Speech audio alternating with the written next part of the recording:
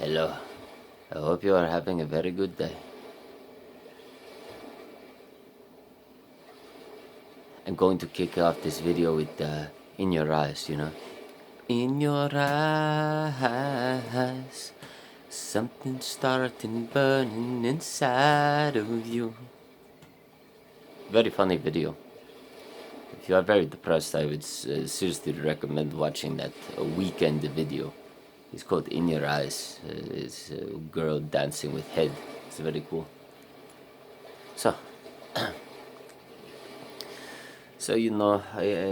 feel kind of ashamed talking in accents that are not my own.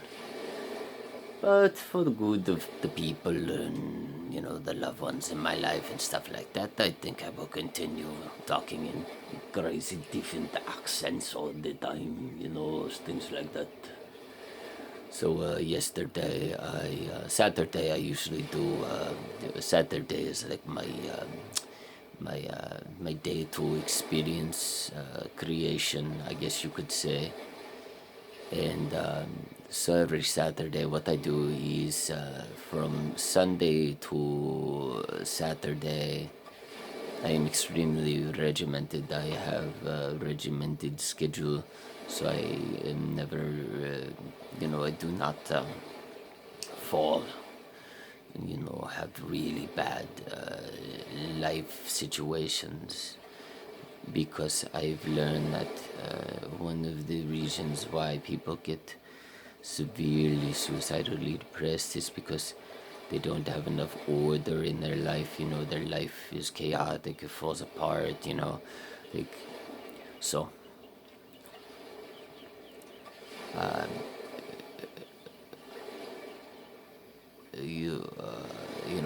and sometimes, it doesn't work all the time. Some days I have like really bad days, but working on, the structure and routine, having routine. Every time I go into mental institutions, they're always like, stay to a routine. If you're bipolar, borderline, you need to create like a set life. Like, you do this, then you do this in the morning, and then you do that in the afternoon, then you do this next. It's very important to have the routine. And then surround yourself around loving people that are not abusive or hurtful or mean or a-holes to you.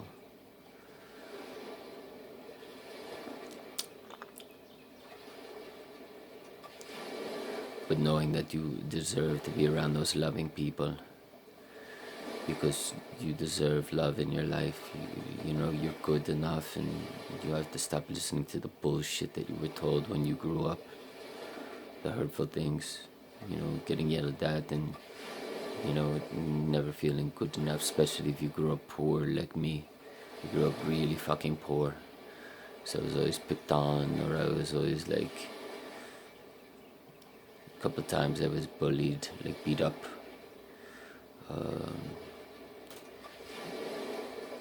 because I was poor and I didn't, I couldn't stand up for myself because I had a low self-esteem, because I thought I was trash. So that was a major issue.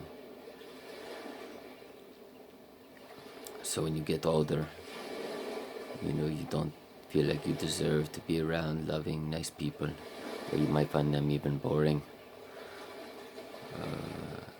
because they don't come from the same shit that you come from, or they don't do the drugs and they don't do the alcohol that you do. So you gravitate to what makes you happy, especially if you're borderline or bipolar and you fall into those manic phases. You want to be as happy as possible all the time. So what I do now in my life, after studying psychology so much and going to so many mental institutions, I've learned that the way to not be suicidal all the time, every day, and not have nightmare depression every day, is to set up a routine and eat healthy foods with no sugar.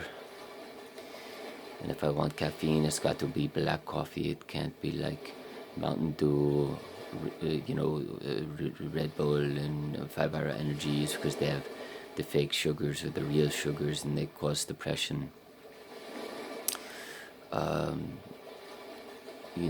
Stay healthy, fit, walk a lot outside in nature, but you have to conquer anxiety, which is hard. I studied anxiety a lot in psychology, and I found that the way to cure anxiety, if you're afraid of like the judgmental tyrant, the person that you're walking towards, or somebody that's driving past you, what you do is you stare at that person. You just look at that person in the eyes. And the more and more you get in the habit of staring somebody in the eyes, if you have anxiety, the more and more you feel like, oh shit. But it's scary at first, man. Scary at first. I have an entire chapter dedicated to wanting to kill judgmental people and being homicidal. It's called Mr. Judgy Eyes, and how I want to slit his throat and want to kill him, because he has no right to judge me or even live, and his whole existence is to be judgmental, and how he would be better off just dead, and I should just kill him, and I should just kill all judgmental people. Of course I loved it, because I was in the homicidal state when I wrote it, and my homicidal states are very powerful. My sister, she did not like it. I thought that it was tremendously funny. I was actually cracking up when I wrote it. Because I like being in the homicidal state. I get off on it. I get very into it.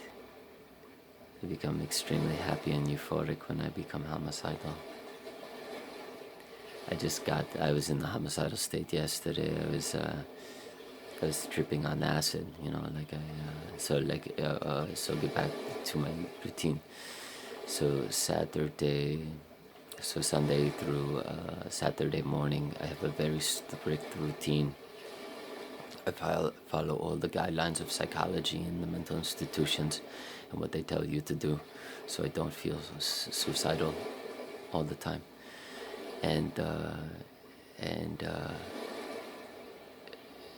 Which is nutrition, sleep, walking, exercise, schedule, routine, surrounding yourself around loving people, staying away from hurtful, harmful people, limiting drugs and alcohol especially, because that fucks up your sleep. I don't drink much. I used to be a really bad alcoholic. Holy shit, man. Fuck. I would drink like a liter of vodka a day. And it was nothing. And I would black out. One time I went all the time. I would black out like every time I drank. Because I would just drink and drink and drink, and I didn't stop. It's just like until I blacked out or until I ran out. And I would always black out before I ran out, because I always made sure I bought enough to black out. Because that was my mission, to get as fucked up as humanly possible. And I remember I went to this one mental institution. I think it was 3 years ago I went to this mental institution. And they asked me about my drugs and alcohol situation.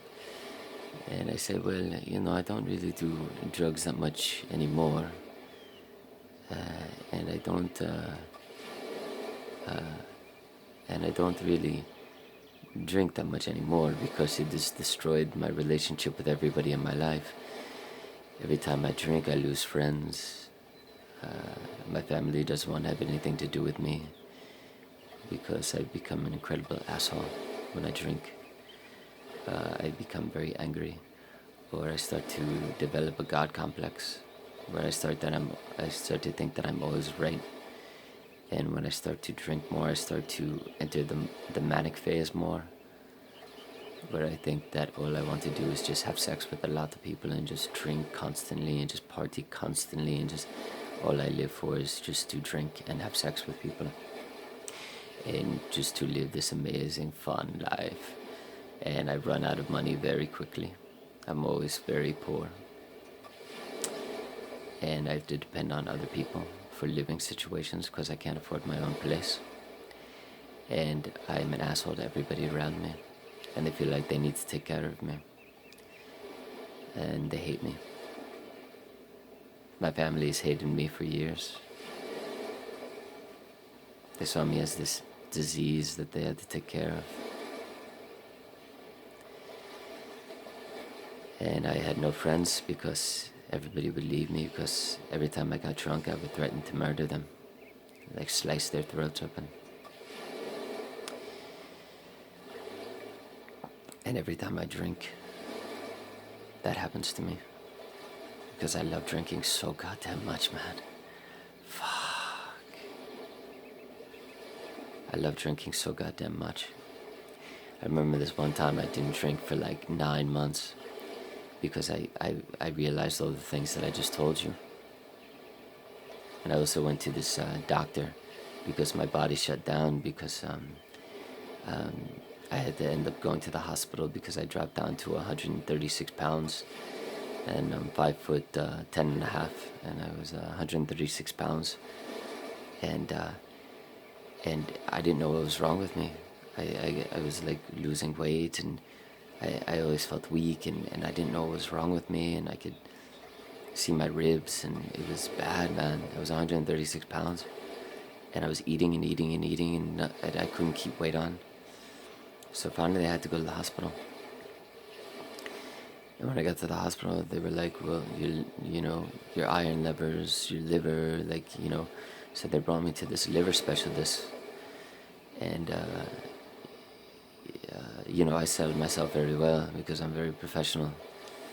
And so when I went to the liver specialist, I went in with my polo shirts and my khakis, and, it looked like I had my shit together, and he thought I was a good guy. And then he put me on the gurney, and I think he took like x-rays and things like that, or MRIs, or he looked at them from the hospital, and he laid me down on the bed thing, and he put his hands and he felt my liver.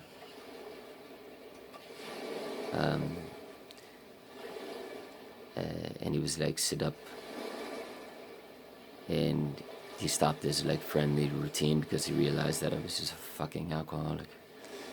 And he looked at me, and he was so serious, and he was like, if you don't stop drinking today, you're going to be dead in a month. You're gonna fucking be dead in like 3 or 4 weeks.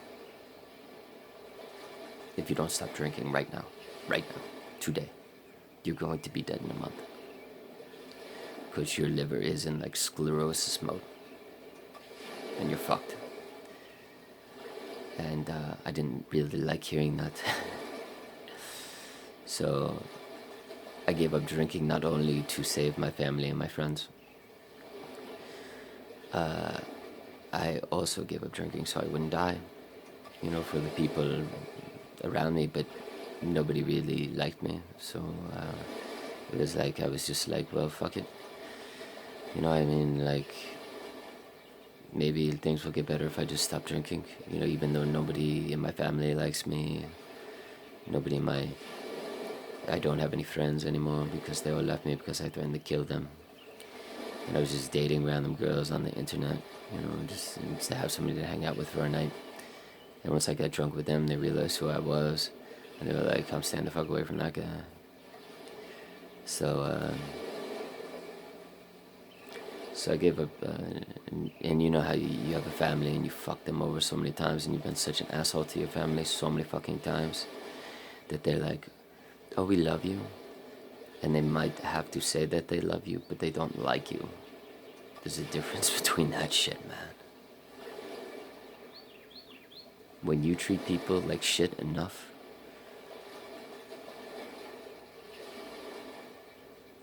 because you're fucking an alcoholic or a drug addict, or you're fucking mentally ill and you get angry and you lash out at people, or you can't heal from the trauma or the shame or the shit that happened to you in childhood, and you haven't healed from that, and you fucking lash out at people, and you fucking destroy people, and you're mean to people, and you give a fuck about them because of the pain that you're going through.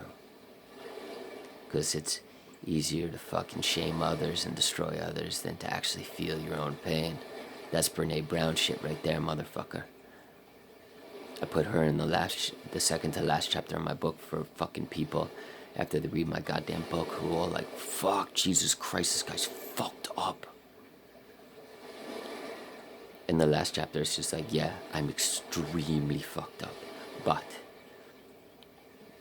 check out Brene Brown on YouTube. She's got her shit together. You can learn some shit from her, man. So, and the only reason why I feel, I'm not suicidal every fucking day now is because of all the goddamn studying I've done and all the goddamn mental institutions I've been to. When you spend over 85 days in mental institutions, you start to pick up on some shit in like group counseling and like fucking therapy and all this shit. Like 35 days, 24 hours a day, 85, that's a long fucking time, man. So, in different spectrums of your life, different stages of your life, in different years, so you develop. So I remember, this one time, like 9 months had gone by since I went to this, like, liver, drinking specialist, whatever the fuck he was. I was dating this girl because I thought she was hot and I just wanted to have sex with her a lot, and I could care less about her, and because that's how big of an asshole I am. I'm an asshole, man, for fucking sure. There ain't no getting past that shit. I say I'm empathetic and loving, but honestly, I'm a fucking tyrant, man. I'm such a fucking asshole, man. Like, when it really comes down to it. Like, I try to be nice. I try to be loving. I try to be empathetic.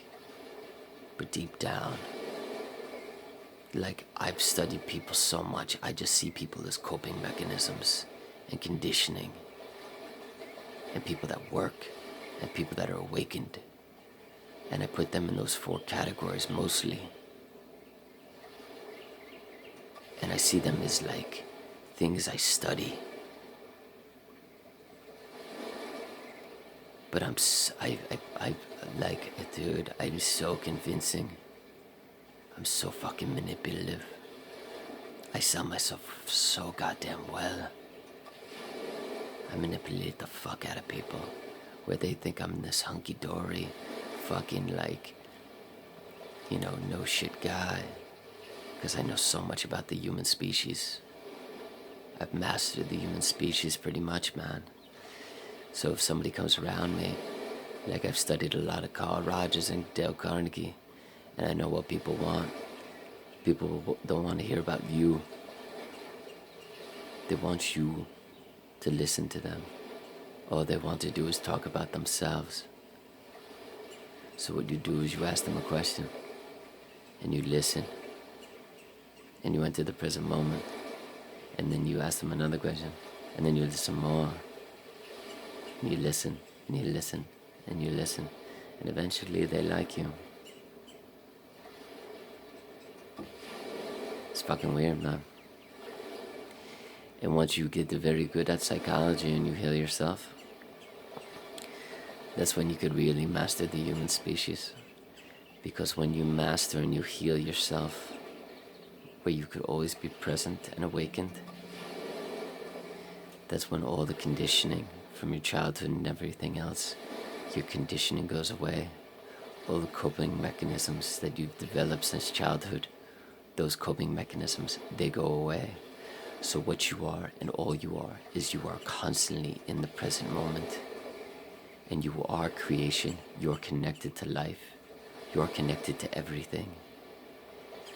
And when you're around other people, like, you study them, and you just see them as these species to study, and you figure them out, and you're like, oh, you're a coping mechanism.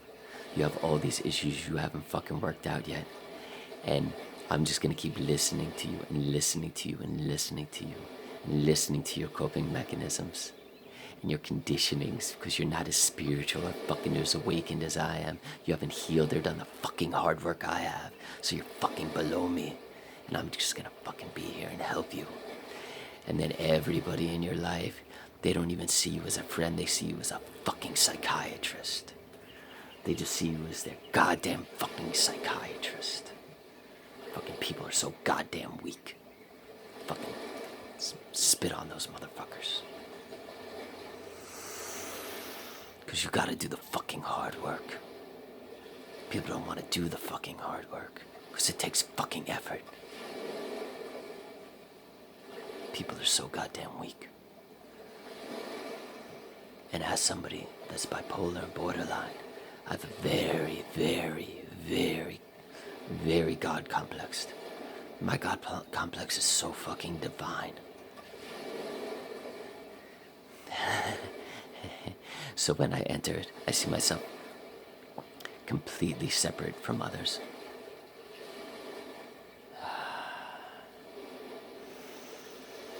Sometimes I come back down.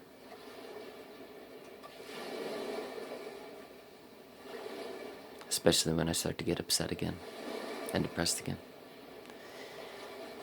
And then I see myself as a normal person. Sometimes I even have a low self-esteem. There's no such thing as low self-esteem. Sorry, Jordan Peterson. Low self-worth.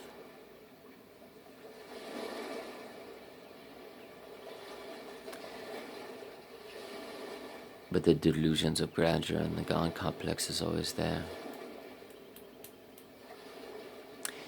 So going back to the story, I remember I was drinking with this one girl, and I hadn't drunk in about 9 months since I visited this doctor. Actually, I think it was more like a year and 2 months. And I was sacrificing my happiness for getting fucked up and drinking all the time for my family.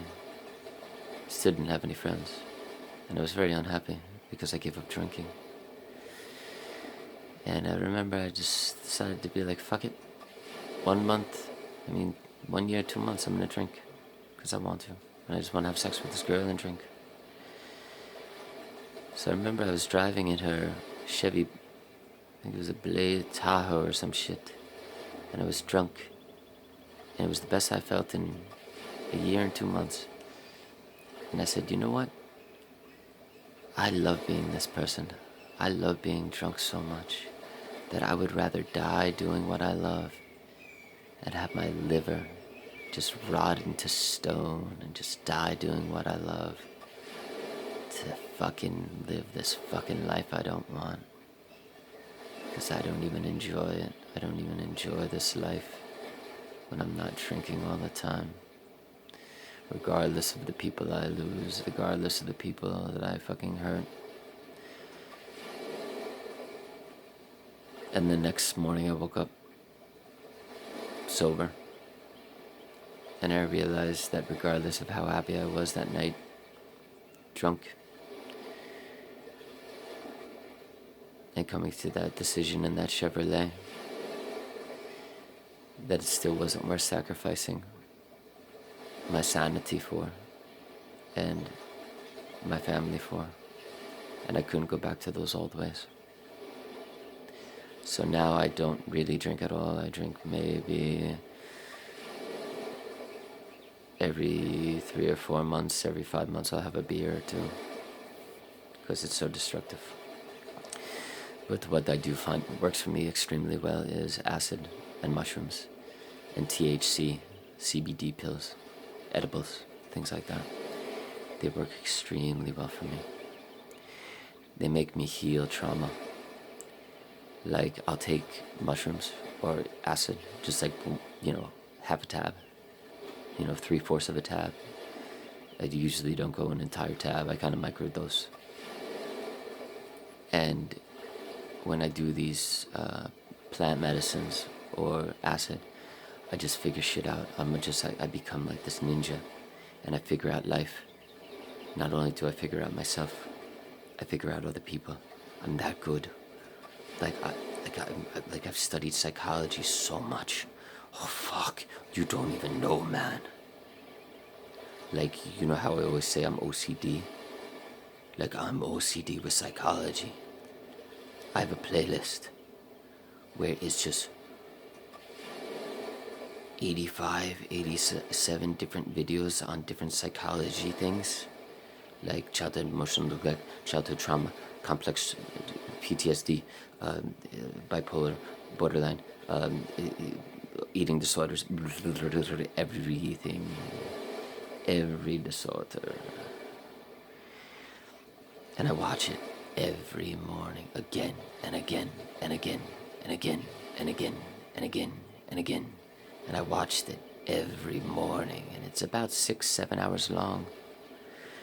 And then finally, about 2 weeks ago, after I did mushrooms, I decided that I just need to give it up because I learned enough. I wasn't learning anything from it anymore. I was just relearning things that I already learned. And it was pointless to listen to that shit anymore because it's already in my mind. I don't need to listen to that shit anymore, man. Like, I could fucking just, when I do mushrooms, when I do acid, when, the THC pills are okay on top of the acid. That worked well yesterday. But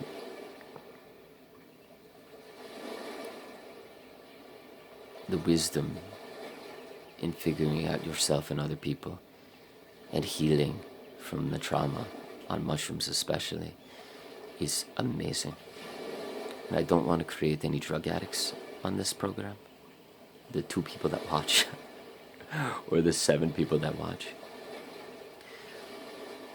But when you drink beer, or when you drink alcohol or wine, or when you're an alcoholic, you don't learn shit. You rarely learn wisdom. And I could say this because I was an alcoholic for years. I started when I was 11 years old. First time I did acid, I was 13 years old. People from our kind of childhood, we understand that. Poverty, mental illness, being raised by mentally ill parents, abusive parents. You escape that home and you fucking start drinking and doing drugs when you're 13, 12, 11, 10. Fuck it. Just to get the fuck out of the house. And escape. And escape in the form of drugs or alcohol, whatever it is.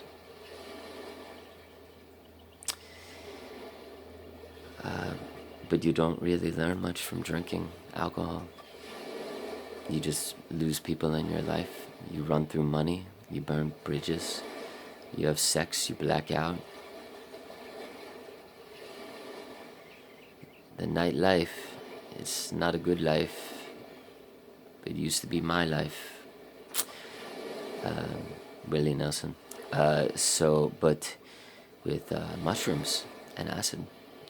And ecstasy as well. I used to do ecstasy a lot when I was in the raving thing, when I was in college.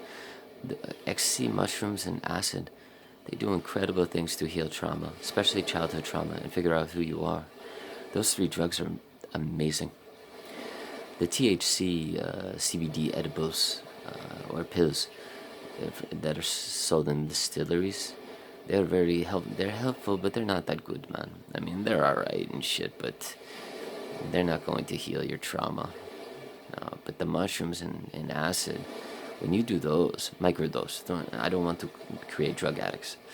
And only do them once a week, man, or maybe once every 2 weeks. If you start doing those fucking things every day, if you start doing acid every day, or mushrooms every day, or ecstasy every day, or like those, edibles, THC, CBD edibles every day, they're gonna fuck up your life, man. Because they're going to take you out of the routine and the structure and the life that you need to lead to not be suicidally depressed, that you learn in the mental institutions and through therapy. So, do, 1 day of, plant-based medicine or acid to understand life better, yourself better, your trauma better, because the flashbacks will come up. The flashbacks that you've been repressing for years when you're doing those drugs, the flashbacks will come up and you'll be like, fuck, you'll cry. You'll be like, fuck, oh, that's why I'm that way. Oh, that's why I do that. Oh, that's why I use that coping mechanism. That's why I do this. That's why I act out that way. That's why I'm so funny. Because I had to be when I was a child to make sure everybody in the house was okay and happy. That was my role. So that's why I'm so fucking funny now. My job was to make people happy because my mom was a fucking tyrant. Everybody was scared of that motherfucker. Because you wouldn't know who the fuck she was. From one day to the next, she would come home, she'd be happy. The next day she'd come home, she'd want to fucking kill people. Or she'd be screaming. Fucking tyrant, man. And a lot of us that have mental illness, or especially borderline personality disorder, we were raised by mentally ill parents. Or, you know, like fucking abusive parents, man, especially emotional abusive parents. So, you know, we either escaped, you know, became very good at something like art, music, writing, video games, whatever the fuck it was. Or we started doing drugs and alcohol just to get the fuck away from the tyrant. Just to get the fuck away from him, that, mother or father. Because they were so fucking scary. They were so unpredictable. They were abusive at 2 p.m. And then at 5 p.m. they were laughing and happy. Who the fuck is this person? And that's the reason why I don't have a kid. That's the reason why I do not have children. I would never have a child. Because I know that I would become that tyrant. Because I'm too unpredictable. You know, this morning I was happy. And then at 10 p.m. I might be homicidal and want to kill people. And then at 2 p.m. I might have a God complex.